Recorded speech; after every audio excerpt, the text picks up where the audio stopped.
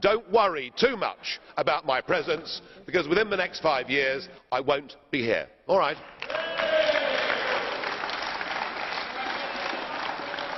Okay, vielen Dank.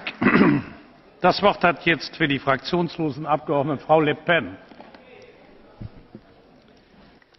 Bien.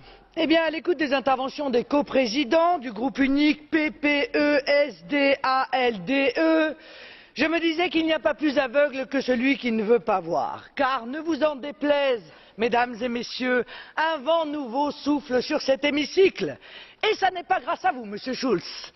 Un vent nouveau souffle sur cet hémicycle, un vent de fraîcheur, un vent de liberté, un vent de fronde aussi, contre une Union européenne de plus en plus inefficace, antidémocratique, brutale, déconnectée et plus contestée que jamais par les peuples européens. Un vent de fronde aussi contre les manœuvres politiques fomentées dans le dos des électeurs. Il en est ainsi du traité transatlantique, du traité TISA, comme hier d'ailleurs ACTA, et aujourd'hui de l'accord passé entre le PPE, les libéraux et le PSE, ayant permis votre élection, Monsieur Schulz, et la nomination de Monsieur Juncker à la tête de la Commission. Ce sera d'ici quelques jours, c'est déjà fait.